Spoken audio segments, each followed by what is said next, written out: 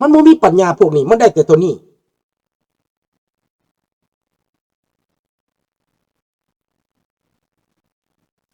เขาแบนแหละเขาแบนมันแหละมีคนแบนมันแหละ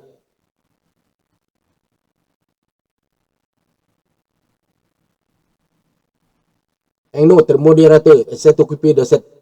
ขอบใจหลายๆเด้อผู้ที่แบนมันให้มันบ่สามารถเฮ็ดได้พี่น้องอันนี้คือความจริงมันสิตายพวกนี้นะมันอยู่บ่ได้มันกินบ่เป็นมันอยู่บ่ได้มันกินบ่เป็น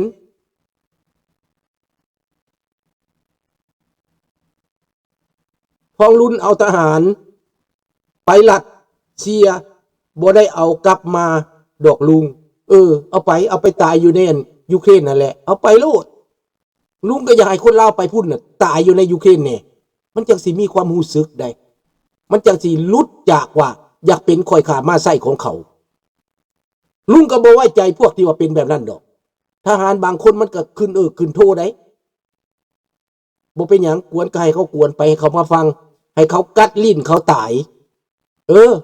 ให้เขากัดลิ้นเขาตายเขาได้ฟังแล้วพอเขาปิดข่าวบ่ได้เขาปิดความจริงบ่ได้พี่น้องเรื่องจริงมันกำลังเปิดน้ำเน่ามันกำลังเปิดพี่น้องเน่าเหม็นกำลังเปิดมันเป็นแบบนี้พี่น้องนะให้พี่น้องได้เข้าใจเด้อว่าในปัจจุบันมันเป็นแบบนั้น20 ล้านเม็ดขนใส่รถดำถอกลงเป็นเป๋านี่คือเขาส่งออกเมื่ออาทิตย์ที่แล้วนั่นแหละแต่ว่าเงินที่ยาที่จับได้หายไปแล้วบ่เห็นเพราะว่ามันจำเป็นต้องได้เอาไปขายต่อเทเข้าตลาดแล้วเอาเงินมาใช้พวกมันติดหนี้เขานี่มันแก้ไขปัญหาบ่ได้แล้วเอาทหารไปตายแท้นั่นแหละไปใช้หนี้สงครามนั่นแหละ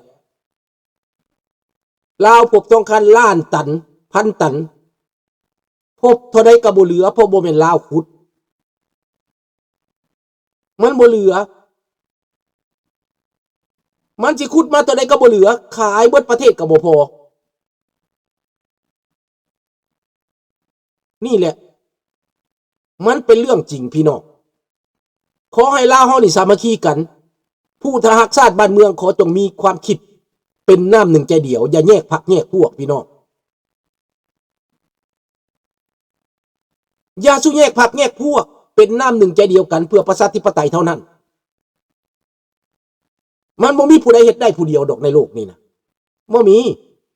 ต้องเป็นร่วมใจกันประเทศจังสิรอดพ้นไหนพี่น้อง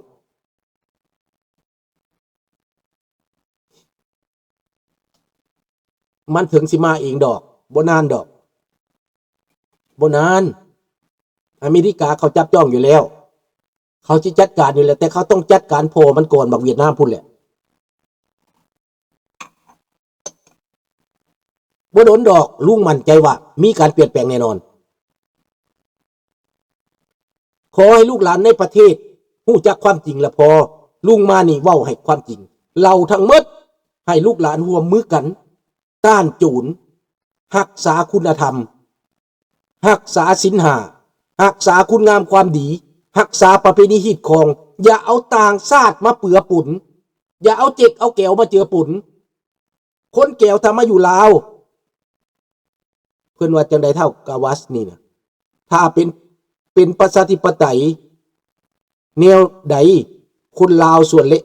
ส่วนหลายยังบ่ฮู้ว่าประชาธิปไตยคือหยังโอ้เจ้าก็เว้าปานนั้นเจ้าก็เว้าปานนั้นคันบ่ฮู้จักประชาธิปไตยก็สิโง่ปานนั้นพุ่นบอกมันสิโง่ปานนั้นพุ่นบอกกาวัสประชาธิปไตยก็คือสิทธิของประชาชนคือประเทศที่เขาเจริญนั่นแหละไปเบิ่งติไปเบิ่งเกาหลีไปเบิ่งไต้หวันไปเบิ่งฟิลิปปินส์ไปเบิ่งฮ่องกงบ่แม่นไปเบิ่งอันนั้นสิงคโปร์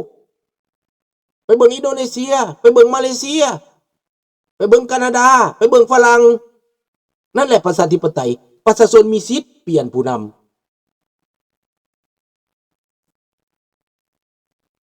ลุงก็เชื่อว่าแน่นอนว่าอนาคตต่อไปเอเชียต้องเป็นประชาธิปไตยแน่ๆถ้าผู้ใดบ่เป็นประชาธิปไตยนั้นคงจะอยู่บ่ได้นี่ดังนั้นแหละยุคของบักทองลุนใกล้จะจบแล้ว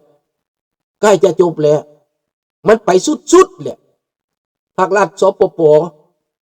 จะเชิญพอเวียดมันมาสวยพามนว่าซั่นมันมาโลด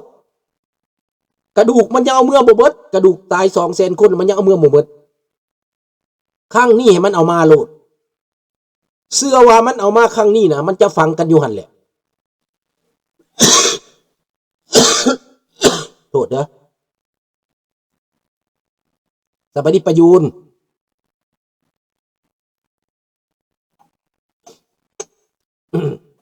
ถ้าคนลาวอยู่ในตื่นตู่ถ้าคนลาวเข้าใจความจริงแล้วบ่ไปหับไส้พวกนี้นะทหารก็เปลี่ยนใจตำรวจก็เปลี่ยนใจ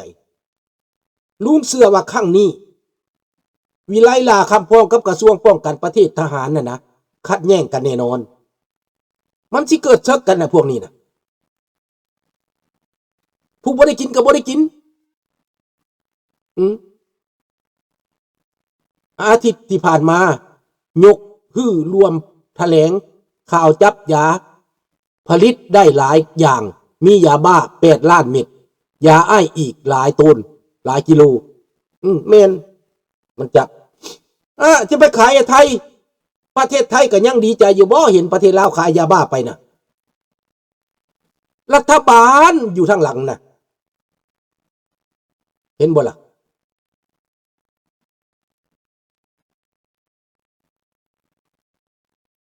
รัฐบาลอยู่เบื้องหลังประเทศไทยก็ต้องได้จับตาเบิ่งคักแน่แหละเขาเป็นปรปักษ์ต่อระบอบการปกครองได้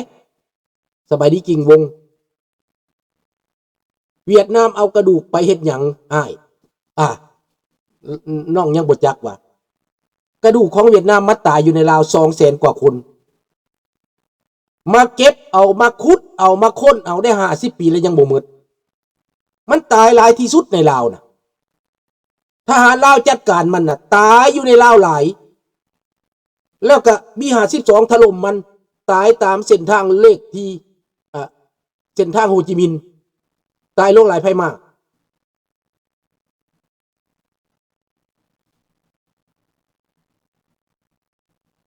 นี่แหละพี่น้องพวกมันปิดบ่ได้ดอกไทยดีใจครับถ้ามีการค้าขายมีขุนนางบ้างคนค้าขายมียาครับอาจจะแม่นบ่ฮู้จักอันนี้ลุงบ่ฮู้จักว่าไผค้าขายเนาะ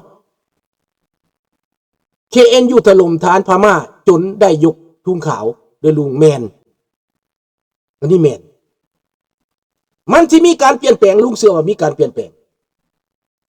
แต่อเมริกาเขาอาจจะไปนิ่มๆเขาจะไปนิ่มๆในลาวในไทยในพม่าเขาจะมานิ่มๆแต่เขาจะเฮ็ดแห้งกับจีนกับประเทศอื่นเนาะเอาละเรื่องลาวนี่จะมาเว้าเรื่องรัสเซียค่ำกับลำแล้วมือฉลองไซของนายปูตินถูกลูกระเบิดถูกโดรนถล่มกันเป็นหลายร้อยหลายพันลูกบ่ได้เงยหัวขึ้น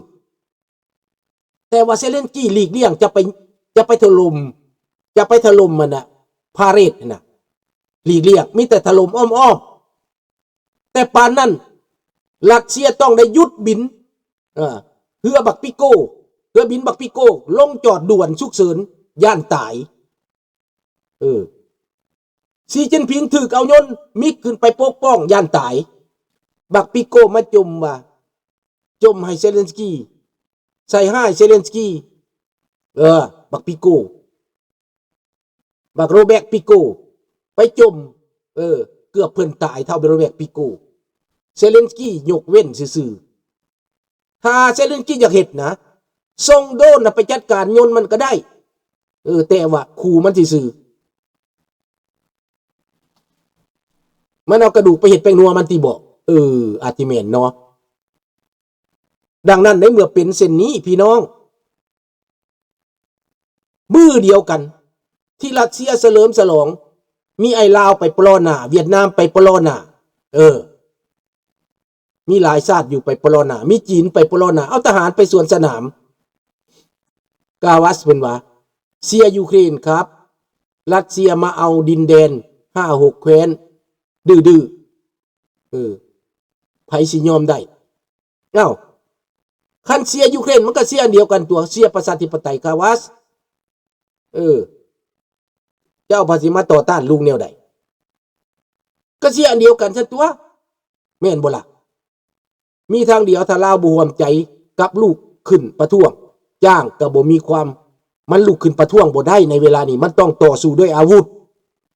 คนลาวลุกขึ้นมาได้มันจับ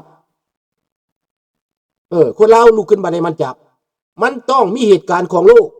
มันต้องมีชนวนเกิดขึ้นในอันน่ะในเมืองปากทานนั่นแหละคืออยู่ในบ่อแตนนั่นแหละมันนี้มีเหตุการณ์นั่นขึ้นก่อนต้องมีชนวนก่อนไฟไหม้ป่ามันต้องเกิดควันขึ้นบ่อใดบ่อหนึ่งหรือไหม้บ่อใดบ่อหนึ่งก่อนพี่น้องมันจะเป็นชนวนมันเริ่มจะเป็นอย่างสั้นแล้วนี่คนลาวเขาต้องเข้าใจคันมันสิเป็นแบบนี้เฮาก็ต้องพร้อมใจกันทั้งตัวทั้งลาวในลาวนอกสิให้เขาว่าเฮาโง่เฮ็ดหยังเฮาก็สามัคคีกันโตพวกลาวนอกเขาก็อยากซอยลาวในที่จริงแล้วเขาบ่ได้มีความจำเป็นพวกเพิ่นอยู่ในประเทศเพิ่นคิดว่าข้าพเจ้าสิถูกไล่กลับแบบพวกถูกกลับเป็นพวกมาผิดกฎหมายได้พี่น้องกับพวกเขาห้องว่าคนลาวที่มาโดนแล้วมาตอนอพยพแต่มาแล้วบ่เอาสัญชาติมาแล้วไปเป็นหลักเป็นซกมาแล้วไปสร้างเรื่องสร้างคดีเขาส่งกลับแท้นี่นะแต่พวกข้าพเจ้าเป็นคนสัญชาติอเมริกาแคนาดาไปแล้ว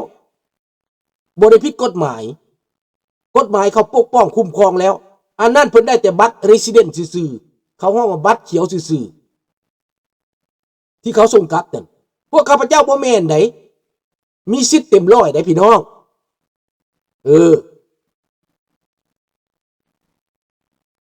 มันบ่มีดอกลุงมันยังบ่มีดังนั้นแหละพี่น้องในเมื่อว่าทหารลาวไปหันถ้ามันบ่กลับมามันเอาไปหลบก็แม่นสิไปตายให้เขาแล้วถ้าได้โอกาสนี่แน่นอนลุงก็คิดว่าในบ่นานนี่แหละมันต้องเกิดขึ้นมันสภาพการของโลกมันพาเป็นพาไปเจ้าก็เบิ่งติแม่นไผคิดว่าอินเดียสิตีกันกับปากีสถานแม่นไผสิคิ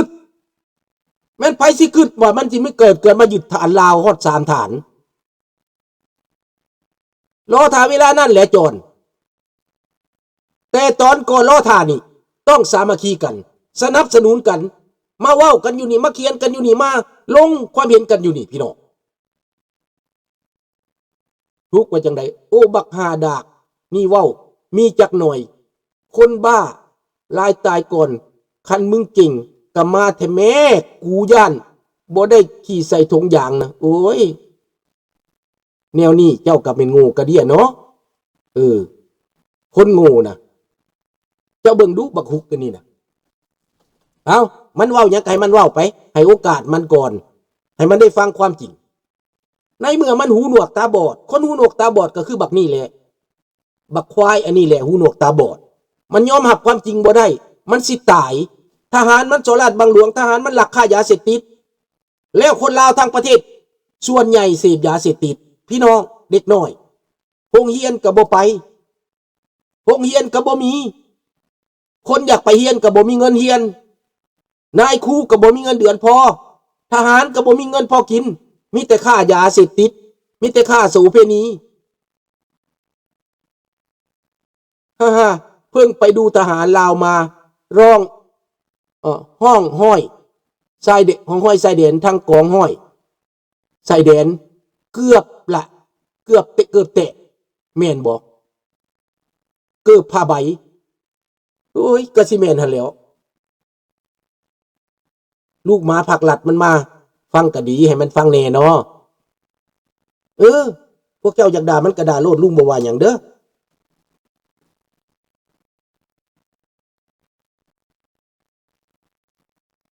ก็ไปเบิ่งมันคอมเมนต์นั่นแหละมันเข้ามาคอมเมนต์มันเป็นแบบนั้นแหละพวกนี้นะบ่เป็นหยัง